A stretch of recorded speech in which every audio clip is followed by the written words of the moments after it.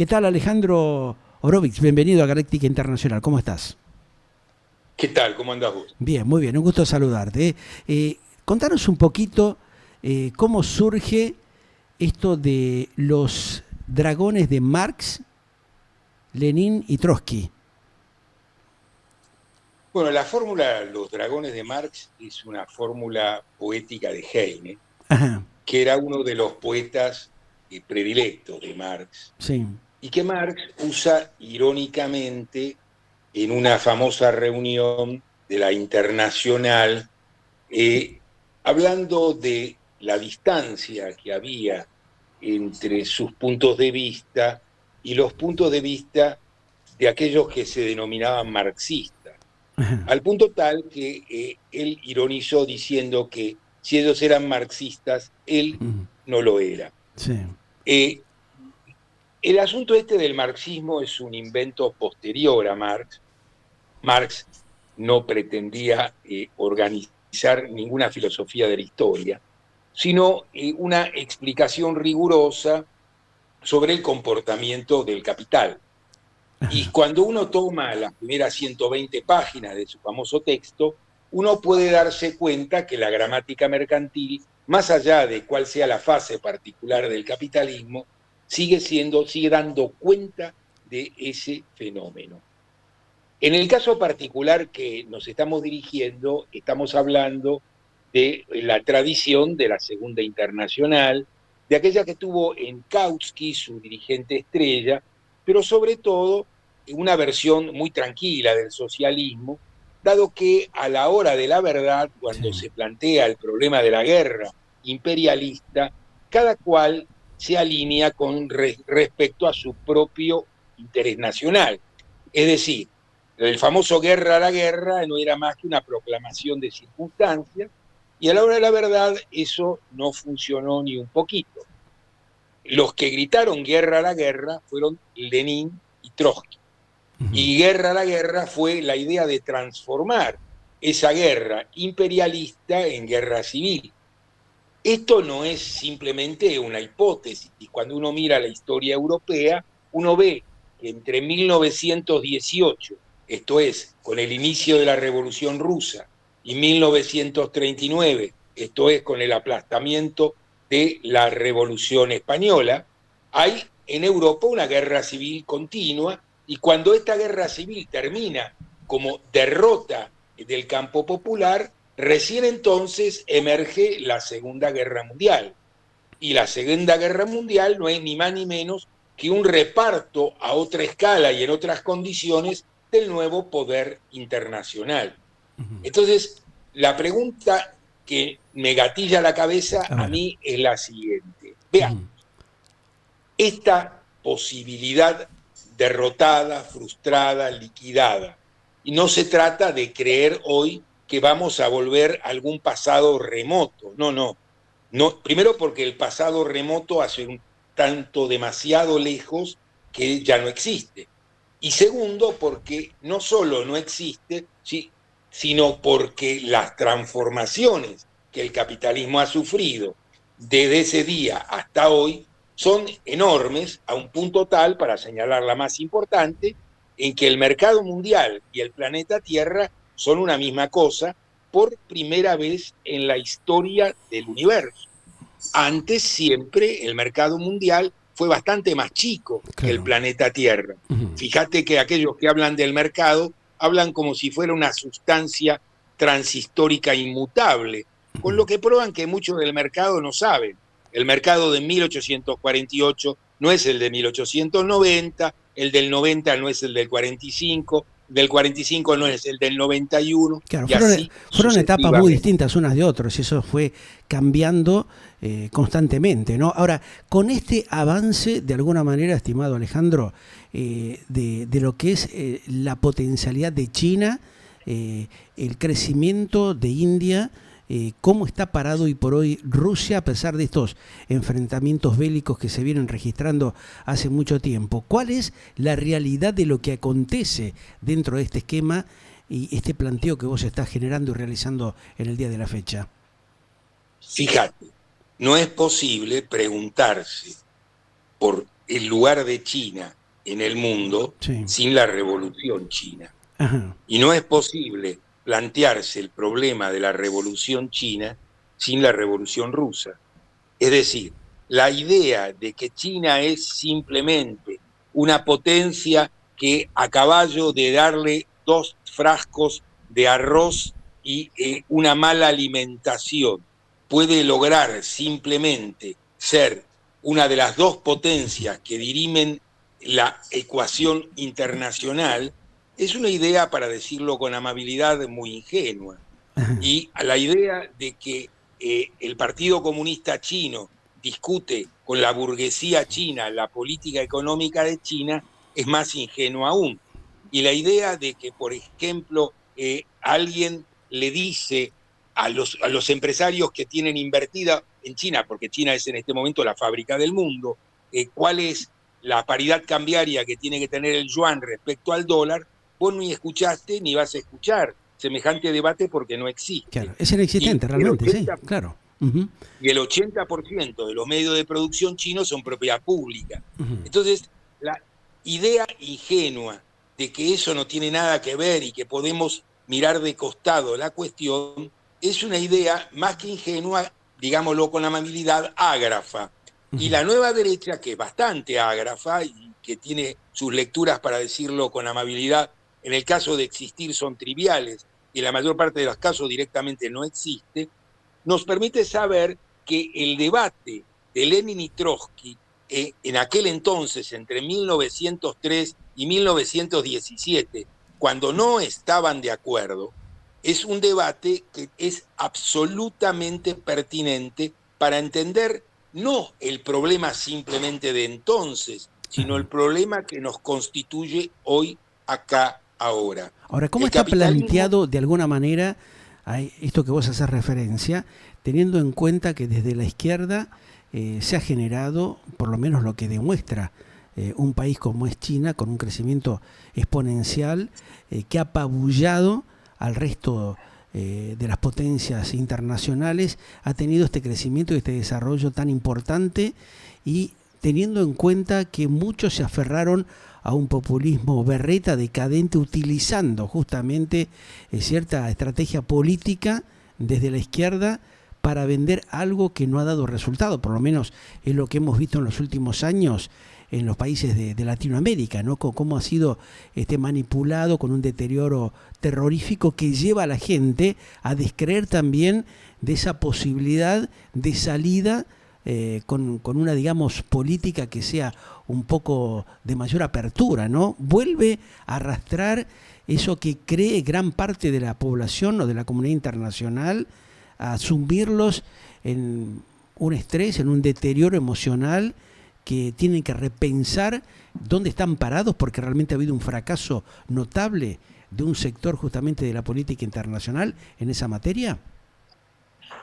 A ver, el problema que vos planteás es el problema contemporáneo por excelencia, y es un problema que no es tan sencillo de explicar en 3 minutos, pero voy a hacer una especie de intento que no sea excesivamente de síntesis en lo reducido. posible, bien, sí. La primera cuestión es la siguiente. A ver. Cuando vos das un buen argumento, pero solamente es un buen argumento, a la tercera vez que lo das ya no produce el mismo efecto, y a la quinta vez se te cagan de la risa. ¿Eso es lo que pasó con el populismo tradicional de los últimos años? No, para nada. Ese no era un buen argumento, ese era un mal argumento. Y que era un mal argumento lo tuvimos con el resultado a la vista. ¿En qué terminó la burocracia soviética? En la mafia rusa. Claro, ahí tenés un tema claro. Cuando vos mirás la distancia entre Putin y Stalin era capaz de sentarse junto con Roosevelt y Churchill en la foto y organizar un orden internacional que funcionó entre 1945-46 y 1989-91. Hoy Biden y el presidente chino o ruso o Vladimir Putin no pueden lograr eso, o sea, mantener un diálogo sincero, transparente como para apaciguar las aguas? No es solo eso, hay una situación, si vos querés, mucho más compleja. A ver, ¿cuál Es la sería? primera vez que los Estados Unidos Sí. pierden la delantera tecnológica. Bueno, por eso. Cuando vos ves a un presidente norteamericano tener que hablar de crear puestos de trabajo, cuando normalmente el consejo que te daban era simplemente la salud económica por sí garantiza los puestos de trabajo, Ajá. está muy claro que algo ya no está funcionando adecuadamente en Dinamarca. Uh-huh. Porque acá fíjate cómo es la cuestión. Estados Unidos empieza a tener que temer las ventajas tecnológicas chinas. Estados Unidos empieza a tener que preguntarse si un fenómeno como el auto eléctrico puede ser una respuesta, y Trump dice que no, porque esa respuesta supone la hegemonía china en la industria automotriz en el mercado mundial. Uh-huh. Es la primera vez desde que existe la historia automotriz, desde 1920, hace más de un siglo, que Estados Unidos tiene que considerar en esos términos un problema, y no es el único. Fíjate cómo viene la mano. Tenés una guerra en Ucrania. Uh-huh. Está muy claro que Ucrania no recibe la cantidad de balas necesarias para responder. Claro. Si Ahora, la OTAN no puede ahí está, aportar eso las quería ir. balas, ¿de qué vale la OTAN? Por eso, ¿cuál es el papel en este momento que está representando, teniendo en cuenta esto que vos planteás, el acuerdo de la Unión Europea, que ya tuvo un fracaso de alguna manera con el Brexit, con la salida del Reino Unido? ¿Qué ha pasado con países con potencias, como en su momento lo fueron Alemania, Italia, la propia Francia, otros países de la región? ¿Qué pasó? ¿Se desinfló ese acuerdo político y económico europeo que otrora representaba un motor con mucha energía que decidía y tomaba partido por determinada situación? Mira, la pregunta de si se desinfló es muy buena como pregunta, pero vos fíjate algo más, A ver. porque hay algo que es muy evidente, porque Uh-huh. se ve simplemente en el conteo material. Más de la mitad de los ucranianos ya votó con los pies, se escapó de Ucrania. Claro. Esto resuelve la mitad de la discusión. Sí. La otra mitad es verdad que el ejército ruso no es el viejo ejército rojo, y es verdad que no se lo llevaron puesto en 3 semanas, como todos habían pensado que iba a suceder. Uh-huh. Pero no deja de ser al mismo tiempo verdad que Europa no es capaz de fabricar las balas. Y ese detalle nos hace saber hasta qué punto la dependencia militar de Europa de Estados Unidos es decisiva. Y al mismo tiempo nos hace saber que Trump no está dispuesto a pagarles gratuitamente ese paraguas. Uh-huh. Y esta situación nos hace saber que el equilibrio internacional existente está sostenido sobre pies de barro. Es muy, muy delicado. Claro, estamos en una grave situación que todavía muchos no la han interpretado o no la entienden adecuadamente. O sea, eso lo vemos inclusive con muchos analistas internacionales o muchos políticos que realmente hablan desconociendo este trasfondo de lo que se plantea hoy por hoy en el viejo mundo, ¿no? Ahora, ¿qué nos depara el futuro? ¿Qué va a pasar de ahora en más? Porque en este contexto confuso que tiene la humanidad en estos tiempos, hay un montón de presiones de distintos lados donde cada uno trata de sacar provecho de la situación, ¿no?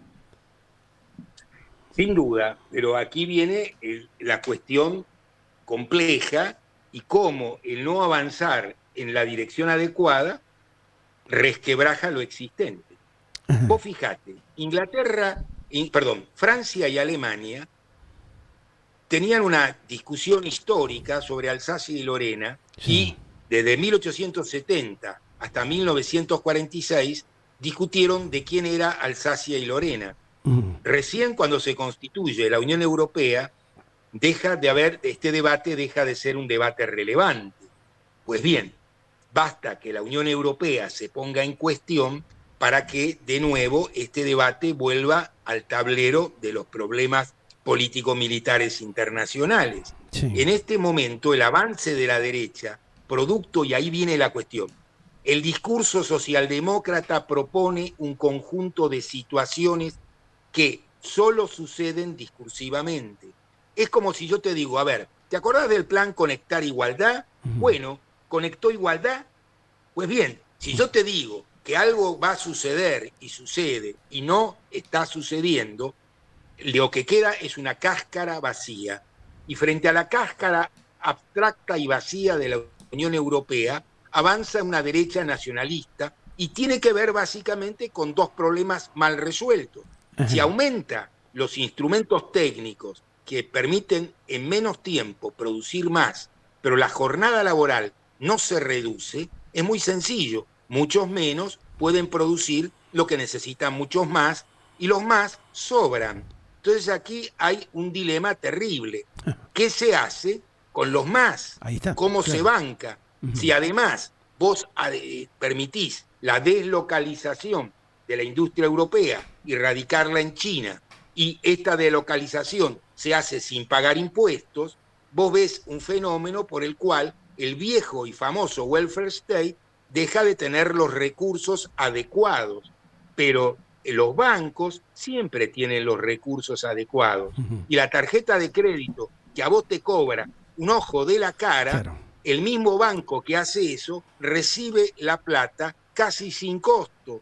Entonces aquí vemos la diferencia. Hay un sistema global financiero que organiza un negocio global que tiene la misma respuesta para Atenas y para San Pablo, para Buenos Aires y para Tokio. Pero el efecto que esto produce en cada uno de estos lugares no solo no es el mismo, pero de todos modos en ninguno de los 4 lugares es maravilloso. Y cada vez que funciona este plan, este recorte, ¿qué vemos? Gente que pierde condiciones de vida, gente que reduce la calidad de vida o gente que es echada directamente a la banquina de la historia. Claro.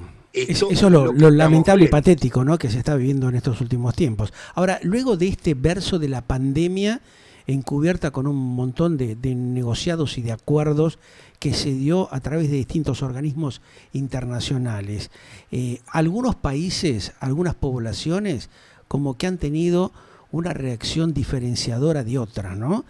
¿Se está tomando conciencia de esto? ¿Crees de que hay un despertar, las nuevas generaciones, los jóvenes que hoy tienen acceso a información internacional de primera mano a través de las redes sociales, de los medios electrónicos, del streaming, no son proclives a creerle a estos supuestos pseudo líderes que vienen estafándolos y mintiéndoles permanentemente para hacer grandes negociados en detrimento de la calidad de vida de las poblaciones que han sido realmente cada vez más miserables en los últimos años?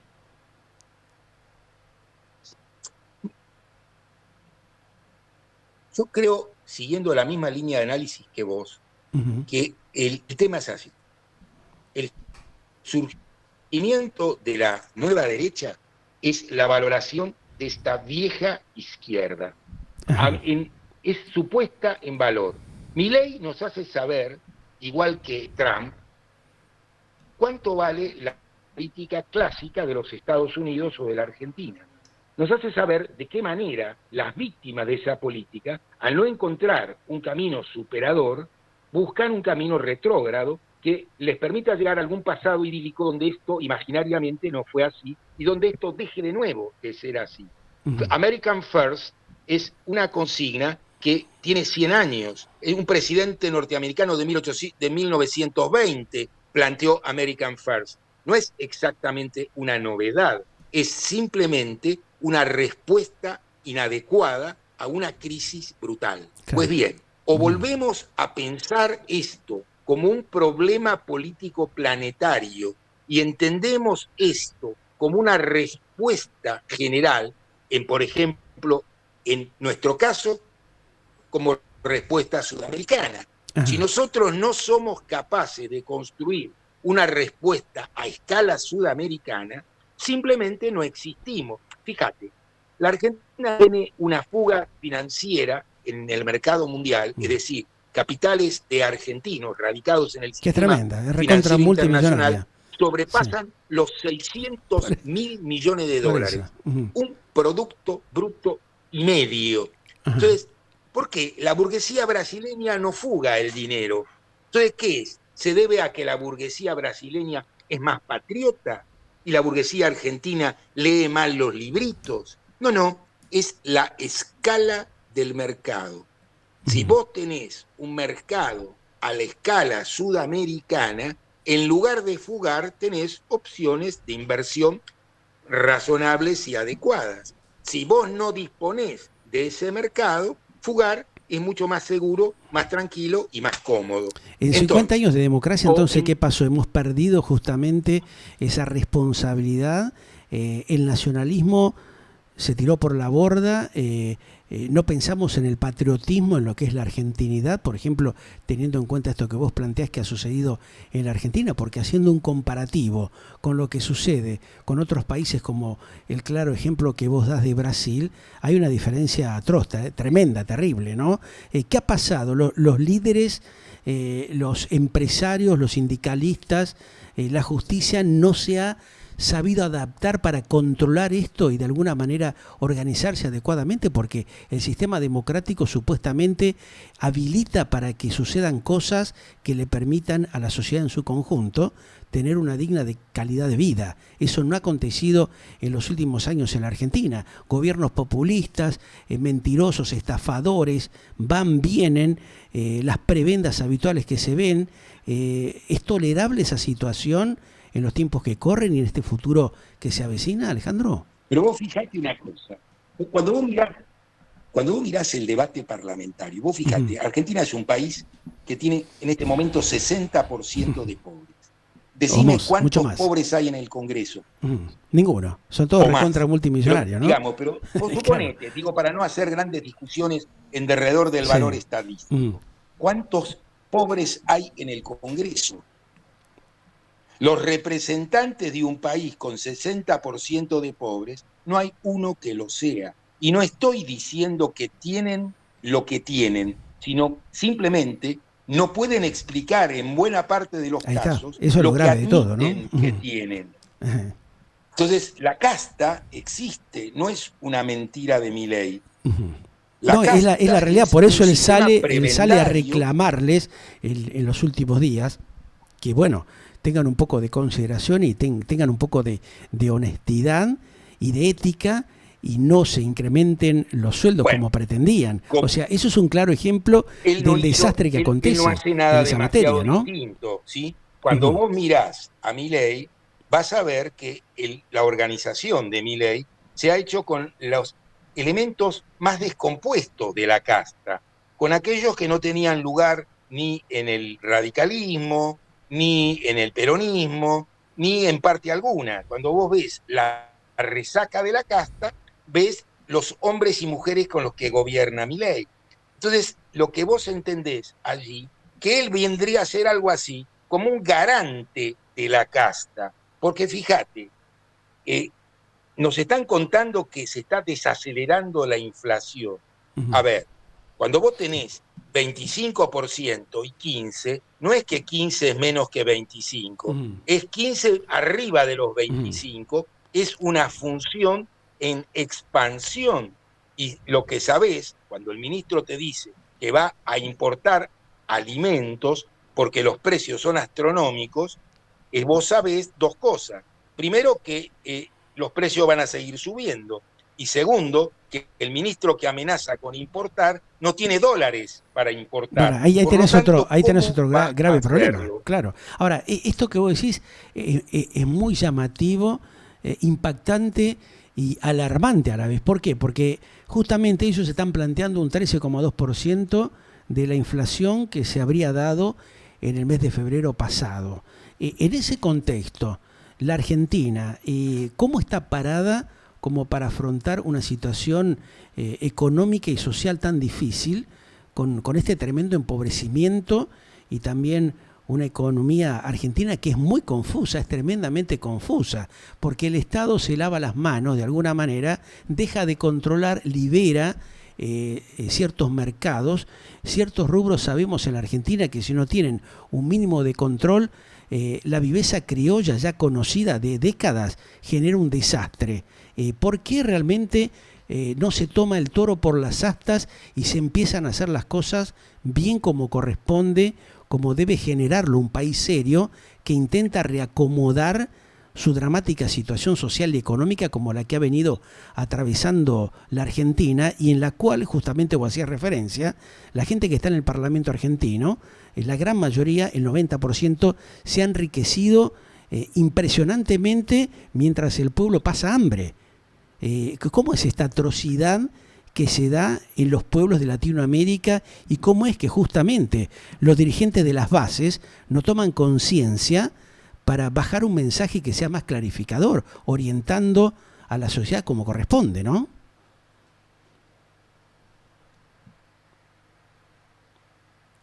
Es una pregunta dramática, difícil, y que la política argentina no se hace. Cuando vos mirás las preguntas, cuando vos mirás cuál es el debate de los partidos, sí.